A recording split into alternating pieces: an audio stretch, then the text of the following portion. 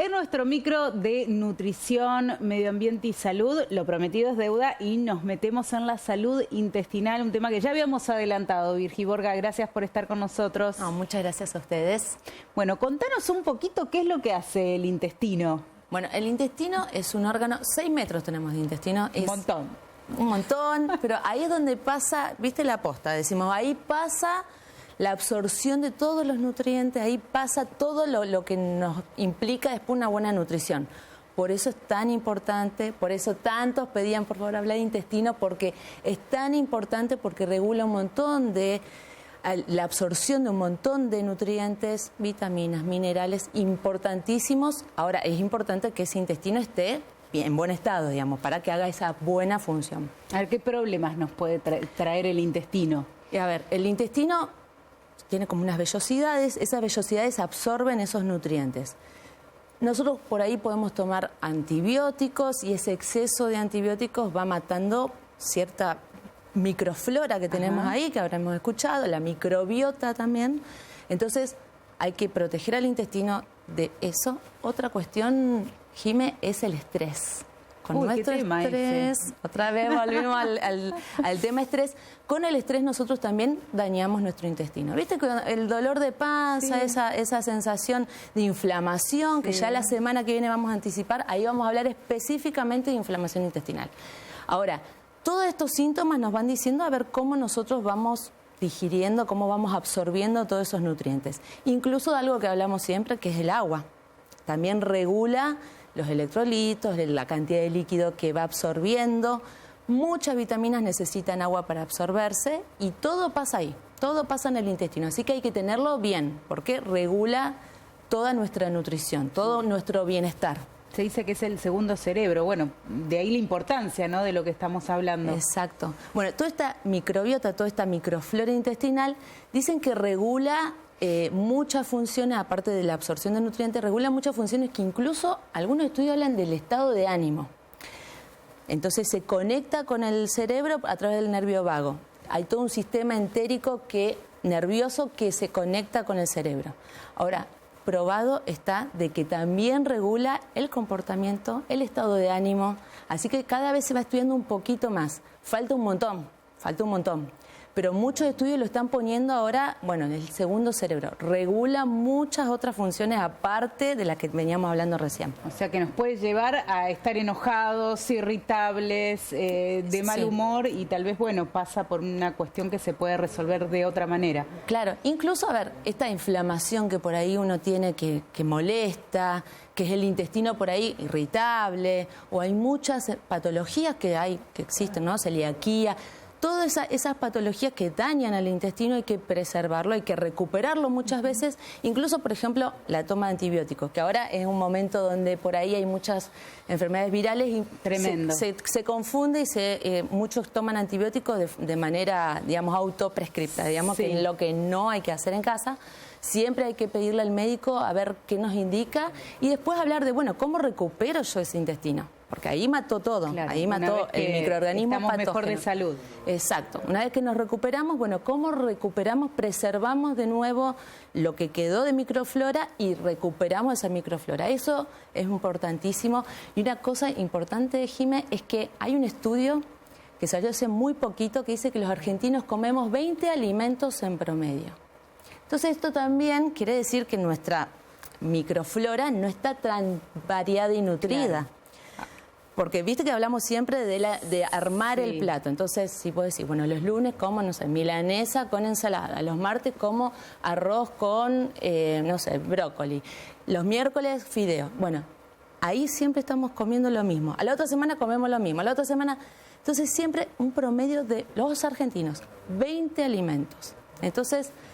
esa microflora necesita... ¿No pasa en otros lados del mundo, por ejemplo? No, porque en otros lugares del mundo, por ejemplo, en Alemania comen chucrut, donde tienen ese fermentado, y lo come... Por ejemplo, acá el repollo es, lo digo como nutricionista, es raro que la gente lo consuma, no es muy consumido. Que deberíamos consumir todo lo que es verdura de hoja, por ejemplo, el brócoli, coliflor, que ahora esos... vegetales empiezan a estar muy buenos ahora, muy ricos, tienen muchísima agua también. Y es importante que consumamos esos compuestos que tienen azufre. Y eso también hace como un fermento. Obviamente sí, genera esa distensión, genera esa inflamación en principio, pero una vez que nos vamos acostumbrando, y qué bueno que es para la microflora intestinal, es importantísimo. Ahí alimentamos a la microbiota. Es bueno el dato teniendo en cuenta que siempre hablamos nosotros de la suba de determinados alimentos estacionales o que no son de estación en realidad. La importancia de lo que decís, de aprovechar también el alimento de la época para ir variando nuestra alimentación y de paso no pagamos de más. Exacto, la temporada nos va dando... Claro. A ver, la temporada nos da los alimentos que necesitamos. Eso sin duda, de frutas y verduras, pero estas verduras que son muy puntuales. Fíjate que la otra vez te acordás que hablamos del tema de comer en invierno alimentos que se comen con cuchara, más calentitos. Bueno, nos viene a brindar esto también, un poco de agua, y también nos permiten hacer preparaciones más calientes, cosa que nos viene bárbaro para el invierno, y empezar a consumir esos alimentos. A ver, yo le digo a los niños, el brócoli es el arbolito blanco, el coliflor, así, por ahí jugando, lo vamos metiendo en casa, metiendo en las preparaciones, lo incorporamos y ahí ya la familia también lo incorpora mejor. Hay que buscar recetas, que hay muchísimas en internet para poder consumir este tipo de alimentos. Es cierto. Bueno, nos metemos en los prebióticos. ¿Qué son? Bueno, a ver, nosotros tenemos probióticos, que serían los microorganismos que tenemos en la flora intestinal. Tenemos millones, distintas cepas, y necesitamos que esos microorganismos crezcan y que protejan al intestino porque son muy importantes. Ahora, el prebiótico es el alimento que le damos a ese microorganismo. Entonces, con los probióticos, dos opciones. O lo consumimos por suplemento, que está discutido porque, bueno, muchos gastroenterólogos incluso dicen, bueno, que llegue ese probiótico al intestino, que llegue ese microorganismo, porque por ahí uno consume kéfir, consume algunas preparaciones fermentadas y no llegan con las bacterias al intestino para poder brindar esos microorganismos. Entonces, hay muchos suplementos que tienen esos probióticos, que los podemos ingerir, eso no hay ningún problema, y hay distintas cepas. Entonces, hay que ir a un nutricionista que te diga, bueno, a ver, esta cepa de acuerdo a qué, por ejemplo, antibiótico consumiste previamente, o hacer un análisis, entonces ver qué cepa va recomendada para tu intestino para que mejore esa microbiota. Y después los prebióticos es una sustancia no digerible. En un momento hablamos de la fibra dietética. Bueno, eso tiene fibra que no se puede digerir, que son los fructooligosacáridos, se llaman así, inulina, fructooligosacáridos, el FOS, que eso no se puede digerir bien y eso lo digiere nuestra microflora, que es lo que da un poquito de distensión, que da gases, que distiende un poquito porque está la microflora ahí digiriendo toda esa sustancia que le cuesta al intestino digerir.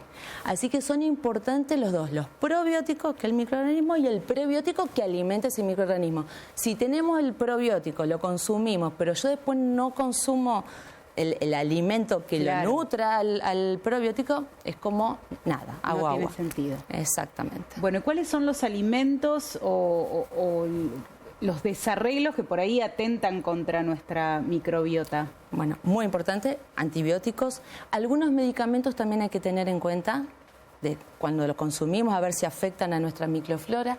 El estrés, dormir poco, disminuye la microflora. Así que es importante porque esto balancea, como te dije, el estado de ánimo, el comportamiento y también la inmunidad.